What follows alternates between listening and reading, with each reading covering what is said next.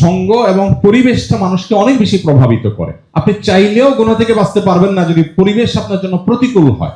এই জন্যই খুঁজে খুঁজে খুঁটে খুঁটে অনুকূল পরিবেশটা নিশ্চিত করবার চেষ্টা আমাদেরকে করতে হবে, যে আমি কিভাবে গুনাহ থেকে বেঁচে থাকার পরিবেশটা তৈরি করতে পারি।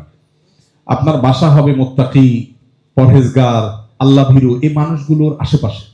আপনার ফ্যামিলির সাথে সম্পর্ক হবে ওইরকম ফ্যামিলির যারা তাকওয়াতে অনেক আপার ক্লাসে আছে, যারা আপনার চাইতে অনেক উপরে দিনের দিক থেকে, সেই ফ্যামিলির সাথে আপনার ফ্যামিলি উঠা বসা হবে। আপনার বাচ্চাদের বন্ধু হবে ওই বাচ্চারা যে বাচ্চাদের মধ্যে কোনো বাজে অভ্যাস নেই, যে বাচ্চারা খুবই ভদ্র, যে বাচ্চারা আল্লাহকে চিনে, যে বাচ্চারা আখিরাতকে বুঝেছে।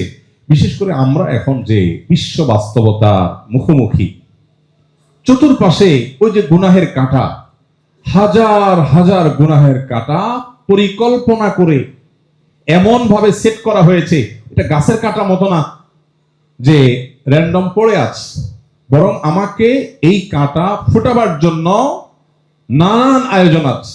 এখান থেকে বাঁচাটা সহজ বিষয় না।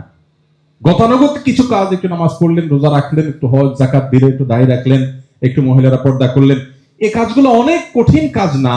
তুলনামূলকভাবে পরিপূর্ণভাবে তাকওয়ার উপরে ওঠা যত কঠিন কাজ, এটার জন্য পরিবেশ যত সহায়ক, অন্য কোনো বিষয় এত সহায়ক না।